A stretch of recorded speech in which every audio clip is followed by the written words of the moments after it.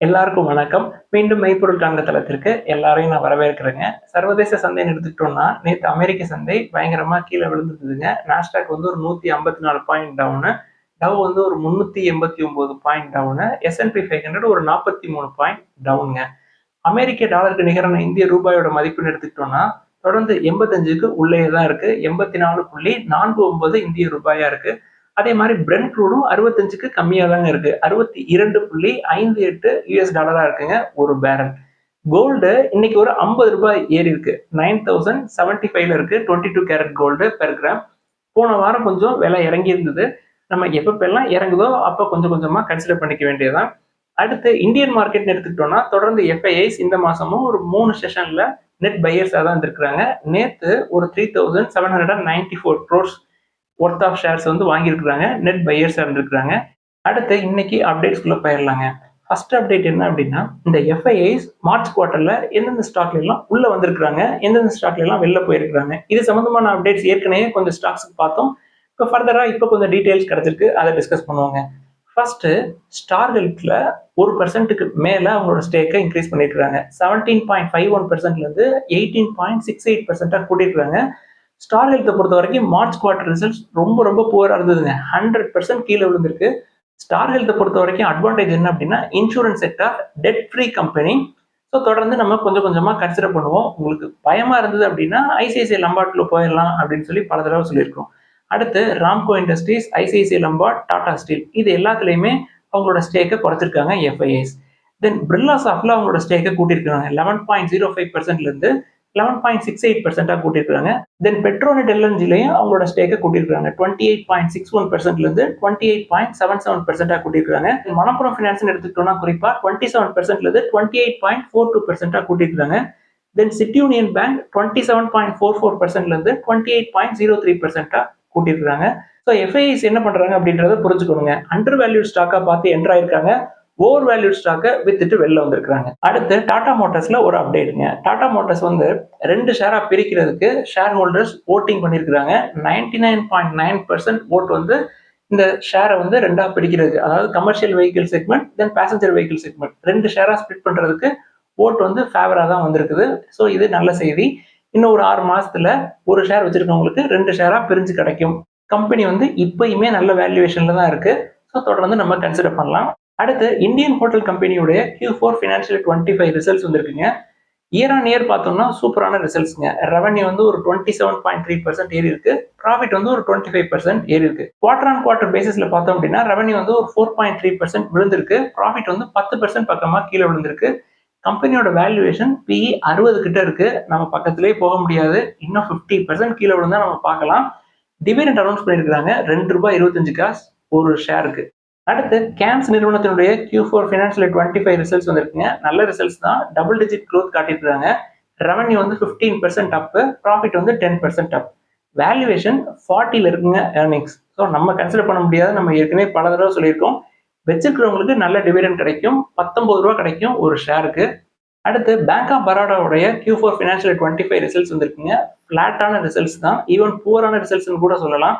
ஏன் அப்படின்னா quarter on quarter 4.3% தான் ஏறி இருக்கு. இயர் ஆன் இயர் ஒரு 3.3% தாங்க ஏறி இருக்கு நெட் ப்ராஃபிட். பட் புவரான ரிசல்ட்ஸ்னு ஏன் சொல்றேன்னா நெட் இன்ட்ரெஸ்ட் இன்கம் குறைஞ்சிருக்குங்க. நெட் இன்ட்ரெஸ்ட் மார்ஜின் அப்படின்றது 14 குவார்டர்ஸ்ல இல்லாத அளவுக்கு பயங்கரமா வீக்கன் ஆயிருக்கு, குறைஞ்சிருக்கு. இதற்கு என்ன காரணம் அப்படின்னா கம்பெனி வந்து நிறைய ப்ரொவிஷன்ஸ் எடுத்திருக்காங்க. ப்ராஃபிட் குறைஞ்சதுக்கு இந்த ப்ரொவிஷன்ஸ் ஒரு முக்கியமான காரணம். நெட் இன்ட்ரெஸ்ட் இன்கமும் குறைஞ்சிருக்கு. நேற்று கம்பெனி ஒரு 10% கீழே இறங்கி இருந்தது. ஸோ இறங்குறப்ப நம்ம கன்சிடர் பண்ணலாம். நல்ல வேல்யூவேஷன்ல தான் இருக்கு அப்படின்னு போய் உள்ள மாட்டிக்கூடாது. அடுத்து கோட்டக் மஹிந்திரா பேங்க்குடைய Q4 ஃபினான்ஷியல் 25 ரிசல்ட்ஸ் வந்திருக்கு. ப்ராஃபிட் வந்து ஒரு 14% இறங்கி இருக்குங்க. நெட் இன்ட்ரெஸ்ட் இன்கம் 4.5% தான் மேலே ஏறி இருக்கு. ஒரு ஃபிளாட்டான ரிசல்ட்ஸ் தான். பட் டெபாசிட் க்ரோத் ஃபினான்ஷியல் 25 எடுத்துக்கிட்டோம்னா 16% மேலே ஏறி இருக்கு. For the full year dividend announce பண்ணியிருக்காங்க. ரூ. 2.50 ஒரு ஷேருக்கு. இப்போ பிரைஸ் டு புக் 2 விட அதிகமா இருக்கும். நம்ம பிற்காலத்துல கீழே வந்தா இதை பார்க்கலாம். இப்ப கன்சிடர் பண்ற லெவல்ல இல்லை. அடுத்து எஸ் பேங்க்ல ஒரு அப்டேட்ங்க. நம்ம வந்து ஒரு 2-3 வாரத்துக்கு முன்னாடி சொல்லியிருந்தோம். ஜப்பான் நாட்டு நிறுவனம் சுமிட்டோமோ மிட்சுயி பேங்கிங் கார்பரேஷன் வந்து எஸ் பேங்க்ல SBIயோட ஸ்டேக்கை வாங்குறதுக்கு பேச்சுவார்த்தை நடத்திட்டு இருக்காங்க அப்படின்னு சொல்லியிருந்தோம் இல்லையா? SBI என்ன சொல்றாங்க, தொடர்ந்து பேச்சுவார்த்தை தான் நடந்துகிட்டு இருக்கு, இன்னும் தீர்வு எதுவும் வரல அப்படின்னு சொல்றாங்க. இதற்கு மத்தியில ஒரு நியூஸை பார்த்து நம்ம உள்ள போய் என்டர் ஆயிடக்கூடாதுங்க. சுமிட்டோமோ வந்து வாங்கினாங்க அப்படின்னா ஹையர் ப்ரைஸ் எல்லாம் கொடுத்து வாங்க மாட்டாங்க. ஒஸ்ட் கேஸ் புக் வேல்யூக்கு தான் வாங்குவாங்க. இப்போ ஷேர் ப்ரைஸ் வந்து புக் வேல்யூ விட அதிகமாக இருக்குது. ப்ரைஸ் டு புக் 1.3க்கு பக்கமாக இருக்குது. ஸோ அவங்க வந்து டர்ன் அரவுண்ட் பண்ணுறதுக்கும் நீண்ட ஆண்டுகள் ஆகும். நீண்ட ஆண்டுகள் நீங்கள் காத்திருப்பீங்க அப்படின்னா தாங்க அவசரப்பட்டு என்ட்ரு ஆகுறதுல உங்களுக்கு ஒரு பிரயோஜனம் இருக்கும். அவங்க வர்றதுனால உடனே அது மேலே போயிடும் அப்படின்ற அளவுக்கு வேல்யூவேஷன் சூப்பராக இல்லை. பி வந்து 24 பக்கமாக இருக்குது. ஸோ ஜாக்கிரதையாக இருக்கணும். அடுத்து மணப்புரம் ஃபினான்ஸில் ஒரு அப்டேட்டுங்க. நம்ம ஏற்கனவே சொல்லியிருந்தோம், பெயின் கேபிட்டல் வந்து மணப்புரம் ஃபினான்ஸோட ப்ரொமோட்டர் வந்து கொஞ்சம் ஸ்டேக்கை வாங்குவாங்க அப்படின்னு சொல்லியிருந்தோம். ஸோ அதுக்காக ஒப்புதல் கேட்டிருக்கிறாங்க சிசிஐட்ட பெயின் கேபிட்டல். இப்போ வேல்யூவேஷன் அப்படின்னு பார்த்தோம்னா பி வந்து 10 கிட்ட இருக்கு. ப்ரைஸ் டு புக் 1.54 கிட்ட இருக்குங்க. கொஞ்சம் அதிகமாகவே தான் இருக்கு. வெயிட் பண்ணி பார்ப்போம். இந்த குவார்டர் ரிசல்ட் எடுத்துக்கிட்டாலும் previous year Q4 financial year 24 compare பண்ணுறப்ப 25 கொஞ்சம் கம்மியாக தான் இருக்கிற மாதிரி எனக்கு தெரியுதுங்க. ஏன்னா அந்த மைக்ரோ ஃபினான்ஸ் இண்டஸ்ட்ரியில் அந்த ஸ்ட்ரெஸ் அப்படின்றது சரி ஆகலை. ஸோ மற்ற செக்டார் மற்ற மைக்ரோ ஃபினான்ஸ் இண்டஸ்ட்ரிக்கு எப்படி ப்ராஃபிட் குறைஞ்சதோ அதே மாதிரி மணப்புரமுக்கும் குறையிறதுக்கு வாய்ப்புகள் இருக்கும். ஸோ பொறுமையாக இருந்தோம் அப்படின்னா, பொறுமையாக கன்சிடர் பண்ணோம் அப்படின்னா இன்னும் குறைச்ச விலைக்கு வாங்குறதுக்கு வாய்ப்புகள் கிடைக்கும். அடுத்து டூ வீலர் செக்மெண்ட் எடுத்துக்கிட்டோம் அப்படின்னா இந்த ஏப்ரல் மாதத்தோட சேல்ஸ் நம்பர்லாம் வந்திருக்குங்க. ஹீரோ மோட்டர் கிராப்பை 3rd பிளேஸுக்கு தள்ளி விட்டு ஹோண்டா, டிவிஎஸ் முன்னாடி வந்துட்டாங்க. தென் 4வது இடத்துல பஜாஜ் இருக்கிறாங்க. அதை தொடர்ந்து சுசுகி, ராயல் என்ஃபீல்ட்லாம் இருக்கிறாங்க. இப்போ போன வருஷம் ஏப்ரலில் இந்த டூ வீலர் கம்பெனிஸ் வந்து எவ்வளோ யூனிட்ஸ் விற்றாங்க, இப்போ போன ஏப்ரலுக்கும் இந்த ஏப்ரலுக்கும் எவ்வளோ பெர்சன்டேஜ் சேஞ்ச் இருக்குது அப்படின்றத பார்ப்போம். ஃபர்ஸ்ட் ஹோண்டா எடுத்துக்கிட்டோம் அப்படின்னா 4.2 லேக் யூனிட்ஸ் விற்றுருக்காங்க, 12% அப்பு. டிவிஎஸ் 3.2 லேக் யூனிட்ஸ் விற்றுருக்காங்க, இது வந்து ஒரு 1.26% அப்பு இயர் ஆன் இயர் பேசிஸில் ஏப்ரல் 2025 எடுத்துக்கிட்டோம் அப்படின்னா. அடுத்து ஹீரோ 2.8 லேக் யூனிட்ஸ் வந்து விற்றுருக்காங்க, இது இயர் ஆன் இயர் பேசிஸில் 43% டவுனுங்க. பஜாஜ் வந்து 1.8 லேக் யூனிட்ஸ் கொடுத்துருக்காங்க, இது 13% அப்பு. சுசுகி ஒரு 95,000 யூனிட்ஸ் வந்து விற்றுருக்காங்க, இது 8% அப்பு. ராயல் என்ஃபீல்ட் 76,000 யூனிட்ஸ் வந்து விற்றுருக்காங்க ஏப்ரலில், இது வந்து ஒரு 1.2% அப்பு. ஸோ என்டையர் டூ வீலர் செக்மெண்ட்லேயே பயங்கரமாக குறைஞ்சது யார் அப்படின்னா ஹீரோ மோட்டர் கிராப் தான், 43% டவுனு.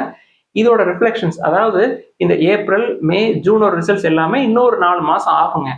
ஸோ இப்போதைக்கு ஹீரோ மோட்டர் கிராப் ஷேர் மேலே ஏறுறதுக்கு வாய்ப்புகள் அப்படின்றது ரொம்ப கம்மி. ஸோ அந்த சான்ஸை நம்ம பயன்படுத்திக்கலாம். இது ஃபியூச்சரில் ஏத்தர் எனர்ஜியை முழுங்கிடும். ஸோ ஒரு 2 இயர்ஸ்க்கு தொடர்ந்து ஹீரோவை கன்சிடர் பண்ணுறதுக்கு வாய்ப்புகள் கிடைக்கும் அப்படின்றது என்னுடைய நம்பிக்கை. அடுத்து ஏத்தர் எனர்ஜி எடுத்துக்கிட்டோம் அப்படின்னா நேற்று லிஸ்ட் ஆனிச்சுங்க, 323 பக்கமாக லிஸ்ட் ஆச்சு. நேற்று க்ளோசிங்கில் 300 கிட்ட வந்துருச்சு, 302, 303 கிட்ட வந்தது. இன்னைக்கால நான் பார்க்குறப்ப 296 பக்கம் வந்துருச்சு. ஸோ இப்போ ஓவர் வேல்யூடாக தான் இருக்கிற மாதிரி தெரியுதுங்க. நம்மளுக்கு ஹீரோ இருக்குது, ஸோ அவசரப்பட்டு ஏத்தருக்குள்ளே என்ட்ரு ஆகணும் அப்படின்றது எனக்கு தேவையில்லை. அடுத்து கிளப் மஹேந்திராவில் ஒரு அப்டேட்டுங்க. கம்பெனியுடைய MD CEO மனோஜ் பாட் அவர்கள் என்ன சொல்கிறாங்க, ஃபினான்ஷியல் இயர் 25ல நாங்கள் வந்து ஒரு 520 ரூமை வந்து ஆட் பண்ணோம். ஃபினான்ஷியல் இயர் 26 பொறுத்த வரைக்கும் நாங்கள் வந்து ஒரு 850 ரூமை ஆட் பண்ணுவோம் அப்படின்னு சொல்லியிருக்கிறாங்க. ஃபினான்ஷியல் இயர் 30ல எங்களோட டார்கெட் வந்து 10,000 ரூம்ஸாக இருக்கும் அப்படின்னு சொல்கிறாங்க. குறிப்பாக இந்த ஃபினான்ஷியல் 26 எடுத்துக்கிட்டோம் அப்படின்னா எங்களோட கேபெக்ஸை அப்படியே டபுள் ஆக்குவோம் அப்படின்னு சொல்லியிருக்காங்க. இது எல்லாமே நல்ல செய்திங்க. இப்போதைக்கு 5,800 ரூம்ஸ் இருக்கு கிளப் மஹேந்திரா கிட்ட. வேல்யூவேஷன் அப்படின்னு பார்த்தா 40 கிட்ட இருக்கும்னு நினைக்கிறேங்க. நம்ம ஒரு 250லேருந்து 275 ரேஞ்ச் வர்றப்ப நம்ம கன்சிடர் பண்ணலாம். அடுத்து கோஃபோர்ஜ் நிறுவனத்துடைய Q4 ஃபினான்ஷியல் 25 ரிசல்ட்ஸ் வந்ததுங்க. நல்ல ரிசல்ட்ஸ். ரெவன்யூ வந்து 47% அப்பு இயர் ஆன் இயர்.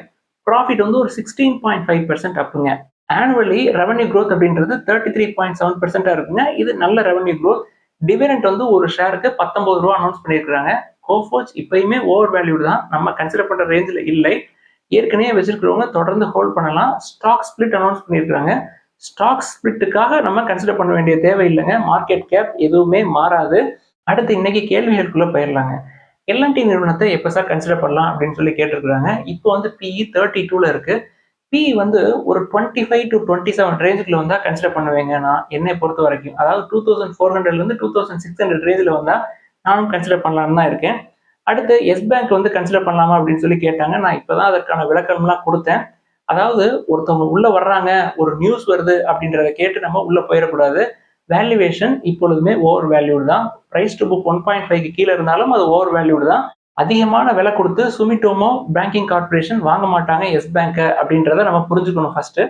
அடுத்து தேஜாஸ் நெட்வொர்க்கை கன்சிடர் பண்ணலாமா அப்படின்னு சொல்லி கேட்டிருக்காங்க. கம்பெனியோட வேல்யூவேஷன் பார்த்தோம்னா PE வந்து 27 பக்கமாக இருக்குங்க. ப்ரைஸ் டு புக் 6 டைம்க்கு பக்கமாக இருக்கு. Debt to equity 0.85. அதை கூட விடுங்களேன், டாடா குரூப் கம்பெனி, அதனால அதை வந்து விட்டுடலாம் அப்படின்னு சொல்லிடலாம். பட் டெலிகம்யூனிகேஷன் சைடு நான் பெரும்பாலும் போறதே இல்லைங்க. அது டாடா குரூப் கம்பெனியா இருந்தாலும். உங்களுக்கு கண்டிப்பா வேணும் அப்படின்னா வேல்யூவேஷன் பிரைஸ் டு earnings ஒரு 16 to 20 ரேஞ்சில் வர்றப்ப நம்ம கன்சிடர் பண்ணலாம். ஏன் அப்படின்னா இதை விட நல்ல வேல்யூவேஷன்ல, அதாவது PE 10, 11ல இதை விட பிரைஸ் டு புக் கம்மியா 3, 4ல இதை விட டெட் டு ஈக்விட்டி 0.10க்கு கீழே இருக்கிற மாதிரியான டெலிகம்யூனிகேஷன் செக்டர் கம்பெனிஸே இருக்குங்க. டவர் பிசினஸ் பண்ற கம்பெனிஸ் எல்லாம் இருக்கு. அதெல்லாம் விட்டுட்டு தேஜாஸ் நெட்வொர்க்கு உள்ள போகணும் அப்படின்றது அவசியம் இல்லை இவ்வளவு ஹையர் வேல்யூவேஷன்ஸ்ல. அடுத்து ரட்டன் இந்தியா பவர் எப்படி சார் அப்படின்னு சொல்லி கேட்டிருக்கிறாங்க. ஓவர் வேல்யூ அப்படின்றது ஒரு பக்கம் இருந்தாலும் ஷேர்ஸ் வந்து 88% ஆஃப் ஷேர்ஸ் வந்து ப்ரொமோட்டர்ஸ் பிளட்ஜ் பண்ணி வச்சிருக்காங்க. டெட் டு ஈக்விட்டி 0.7க்கு மேல இருக்கு. ஸோ இந்த மாதிரி small cap then higher debt to equity இருக்கிற கம்பெனிக்குள்ள நான் போக மாட்டேன். அடுத்து ஒரு நண்பர் என்ன எழுதியிருக்கிறாரு, சார் டிஎம்பில ஒரு சிக்னிஃபிகண்ட் அமௌண்ட் ஆஃப் ஷேர்ஸ் வந்து வாங்கலாம் அப்படின்னு சொல்றீங்க, லாங் டேர்ம்ல கொஞ்சம் கொஞ்சமா வாங்கலாம்னு சொல்றீங்க, அந்த ப்ரொமோட்டர்ஸ் குரூப்பே வந்து விற்கலன்னா நம்ம எப்படி வாங்குறது அப்படின்னு சொல்லி கேட்கறாருங்க. சிக்னிஃபிகண்ட் நம்பர் ஆஃப் ஷேர்ஸ் அப்படின்றது நம்ம வந்து ஒரு 500, 750, 1000 அப்படின்னு வச்சுக்கலாம். இது வந்து ஒரே மாசத்துலயோ ஒரே வாரத்திலேயோ இல்லை ஒரு வருஷத்துலயோ நடக்கிற வேலை கிடையாதுங்க. நீங்க வந்து ஒரு மாசம் 5, 10, 2, 1ன்னு வாங்குனீங்க அப்படின்னா அது 6 or 7 இயர்ஸ் ஆகும் 500 ரீச் பண்றதுக்கு. ஸோ அப்படி ஒரு வாய்ப்பு கிடைச்சா அதை நம்ம பயன்படுத்திக்கலாம் அப்படின்னு சொன்னாங்க. ஸோ அப்படி ஒரு வாய்ப்பு நம்மளுக்கு கிடைக்கிறதுக்கான வாய்ப்புகள் பிரகாசமா இருக்கு. அதை பயன்படுத்திக்கிறது உங்க கையில தான் இருக்கு.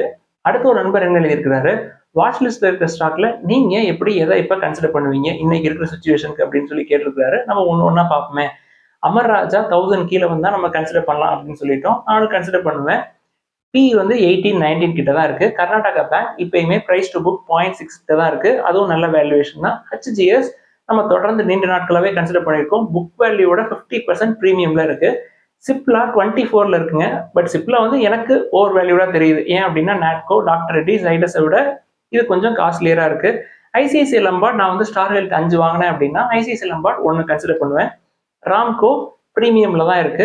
ஃபெட் ஃபினான்ஷியல் சர்வீசஸ் நல்ல வேல்யூவேஷன்ல தாங்க இருக்கு. பிரைஸ் டு புக் 1.25ல இருக்கு. தென் பி வந்து 14ல இருக்கு. இவங்களும் கோல்ட் லோன் போர்ட்ஃபோலியோவை நல்லா கூட்டியிருக்காங்க மார்ச் குவார்டர் பொறுத்த வரைக்கும். Then City Union Bank price to book 1.5க்கு கீழே தான் இருக்கு.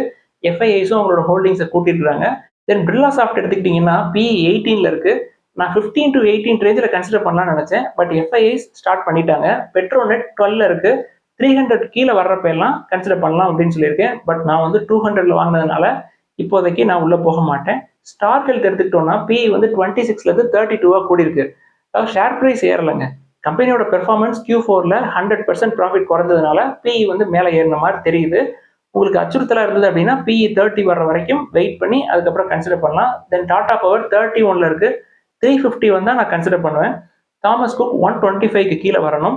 MHRIL நான் ஏற்கனவே சொன்ன மாதிரி 250 to 275 range. Then Tata steel நான் ஏற்கனவே சொன்னேன் பிரைஸ் டு புக் 1.5 110க்காவது வரணும். தென் இன்ஃபோசிஸ் 20க்கு கீழே வரணுங்க ஏர்னிங்ஸ். தென் இன்ஃபோசிஸ் 20 கீழே வரணும் பிரைஸ் டு ஏர்னிங்ஸ்.